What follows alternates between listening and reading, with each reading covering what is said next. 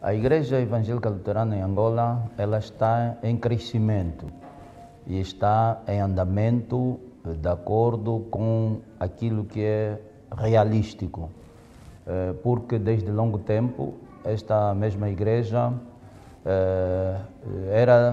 obedecia a uma estrutura orgânica, a uma hierarquia orgânica que era o pastor presidente. Então, desde o ano de 2010, que em virtude do crescimento, a expansão da mesma igreja, o testemunho da igreja, então houve necessidade de se eleger o primeiro bispo presidente, coisa que veio acontecer, cuja consagração foi no ano de 2012.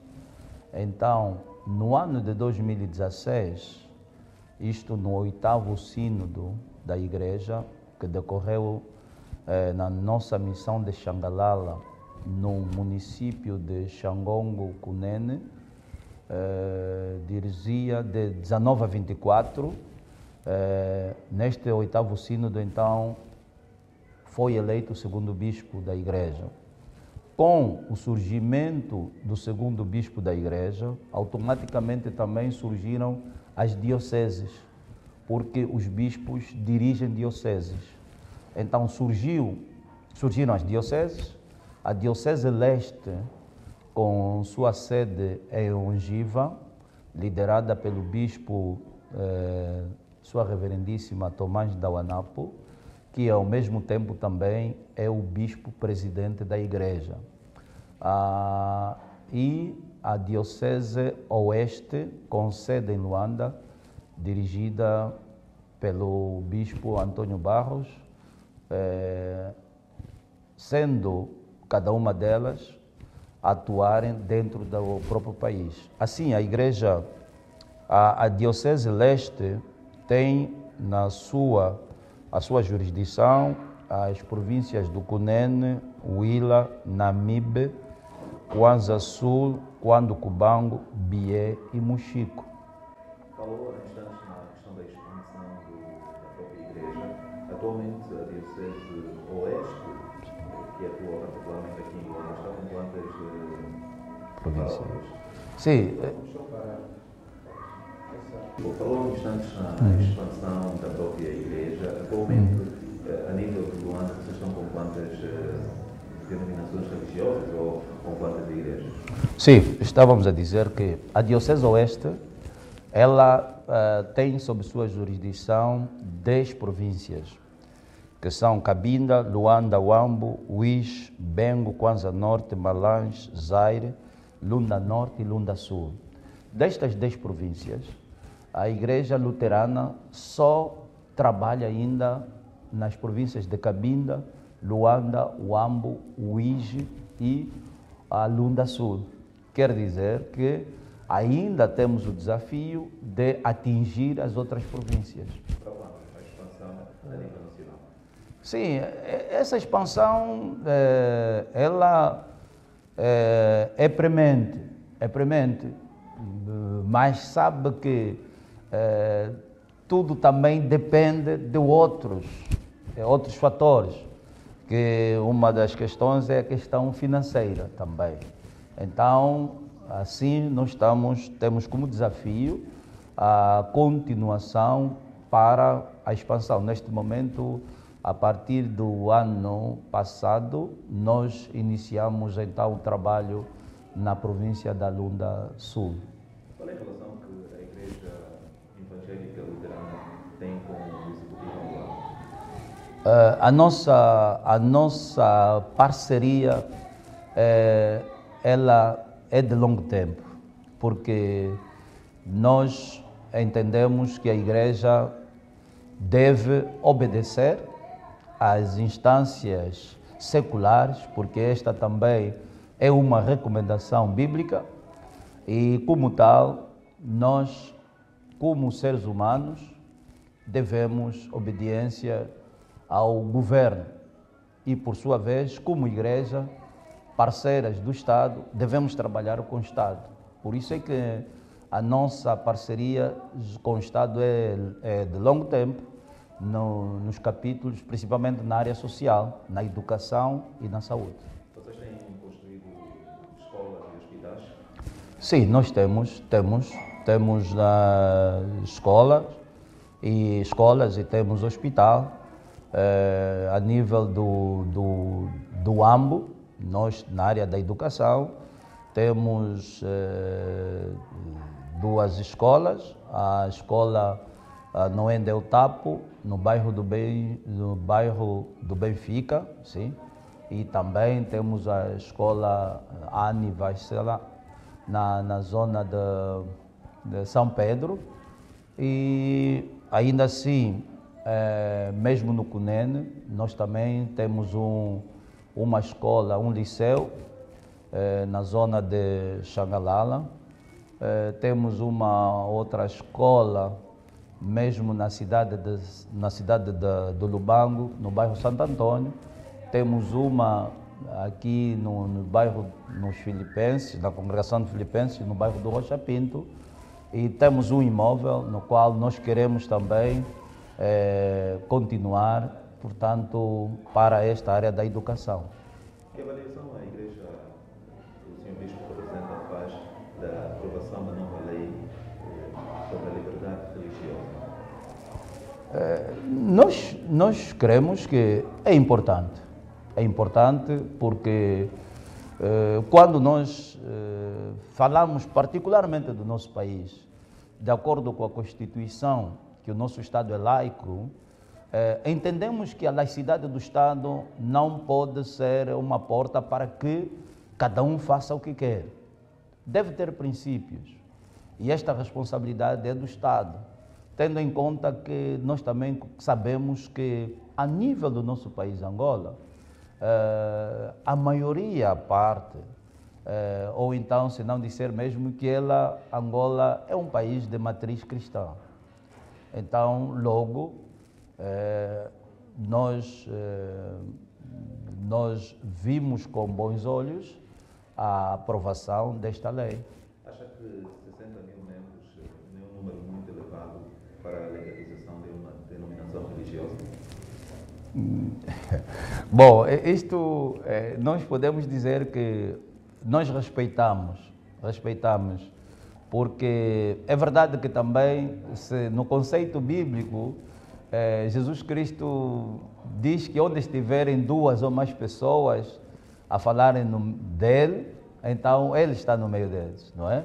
Mas entendemos que isto serve como uma forma de poder organizar, porque também não faz sentido nós vermos que basta usar o nome Sonhou, faz aí um nome, é igreja, 3 pessoas da mesma família formam uma igreja.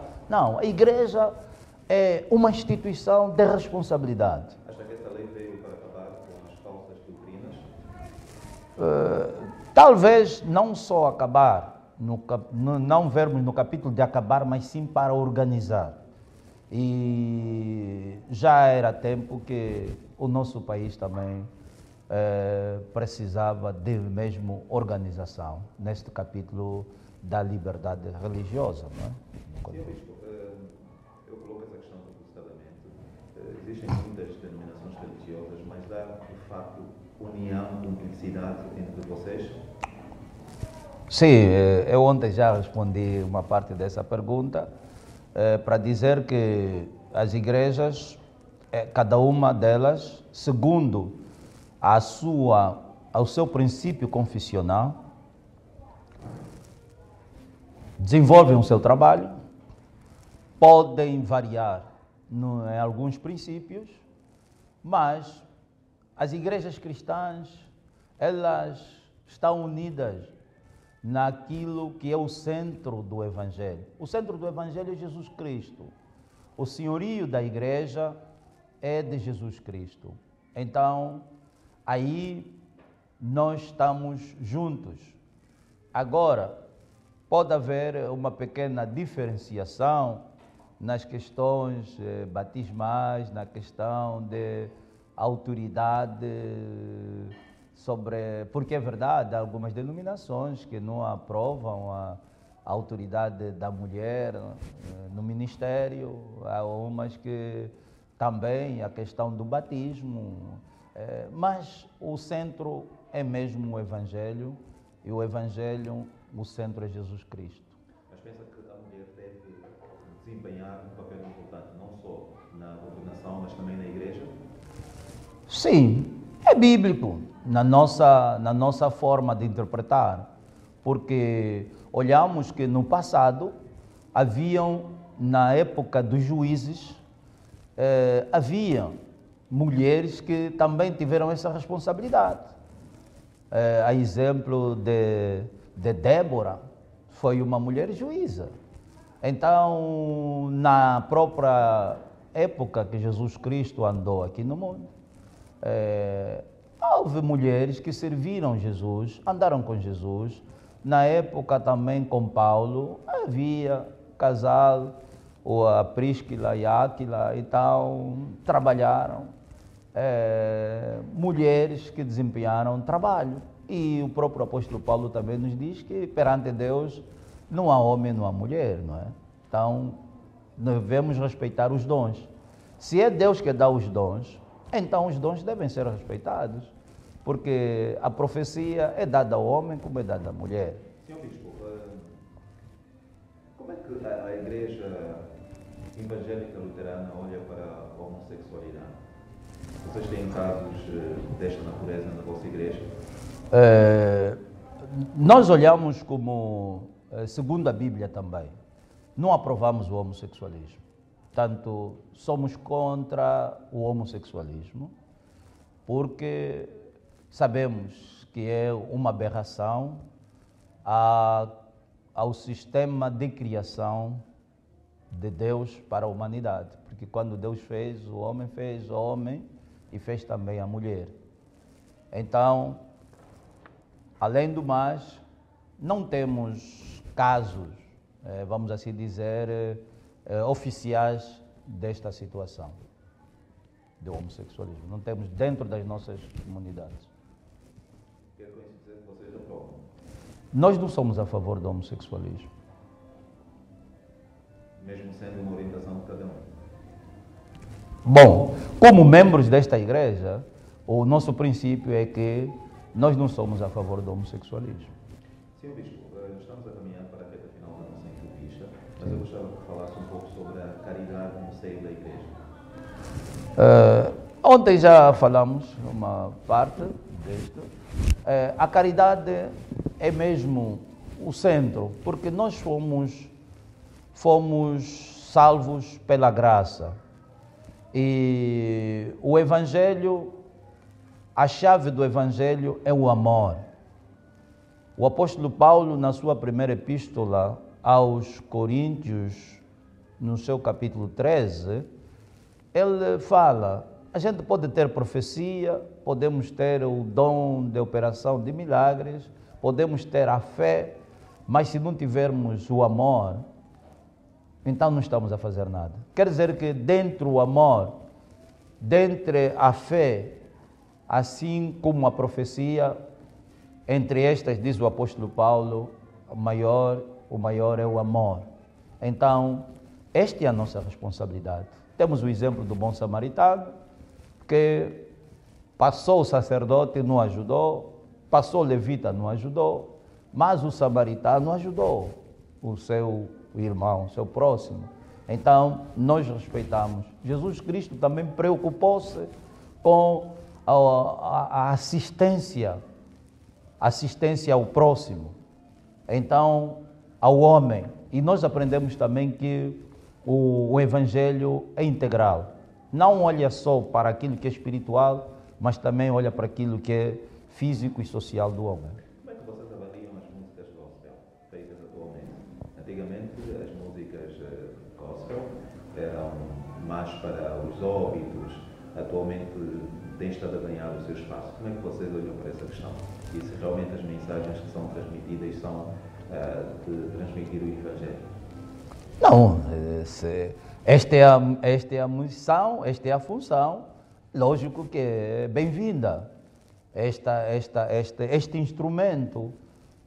Então, somos também a favor e a incentivar uma maior divulgação e o mais surgimento de artistas que Deus usa como homens para poder então transmitir os seus dons nesta área do louvor. Vocês apoiam a nova política do Executivo Volante no que toca ao combate à corrupção e outros males que enfermam a sociedade? É lógico que nós sabemos que é mesmo um mal, né? Este é um mal que deve ser combatido por todos, em todas as áreas, porque sabemos qual é o prejuízo da corrupção, qual é o prejuízo do nepotismo, qual é o prejuízo do amiguismo. Então, estes todos males enfermam a qualquer sociedade. E nós temos experiências do próprio nosso país. Olhamos para aquilo que é atual, até sentimos o índice de criminalidade está muito alterado também. Sentimos com muita tristeza ver não só já agora jovens, mas até também alguns adultos a fugirem à sua responsabilidade de cuidarem dos filhos que Deus lhes concedeu. Olhamos para os nossos co-cidadãos a caírem no alcoolismo, a caírem nas drogas. Então, todo este mal também tem um nome que é mesmo fruto da má governação. E esta má governação teve a prática, ou então a prática é a questão dos desvios, daquilo que é bem público, passar para algumas pessoas só. Então, nós somos a favor, inclusive, encorajamos o Executivo no sentido de prosseguir o seu trabalho no capítulo de moralização, no capítulo de combater estes males, porque também isto ofusca a imagem de qualquer governo. E principalmente, graças a Deus, a palavra de Deus, que ainda tem ajudado a muitas pessoas, em qualquer parte, particularmente no nosso país, para que, independentemente daquilo que tenham passado, mas Deus existe e devem ter fé que melhores dias virão. Não há nepotismo no seio da igreja? Não há corrupção no seio da igreja? Este é um mal que se combate e é um mal que não deve ser aceito no meio da igreja. Nós, pelo menos na nossa igreja, não existe este mal, né? Então, mas nós queremos sinceramente encorajar, principalmente neste momento que vemos as coisas, os bens da necessidade, bens de primeira necessidade, que fazem parte da cesta básica alimentar, estão alterados, cada dia os preços sobem, os salários não chegam para confrontar. Inclusive isso também tem afetado a própria vida da igreja. Por quê? Porque a igreja é constituída por homens trabalhadores, privados ou estatais. E quando a vida está difícil, os preços, o salário é baixo, as coisas estão alteradas, então também os dízimos, as ofertas, então baixam. E a igreja sobrevive das contribuições dos membros.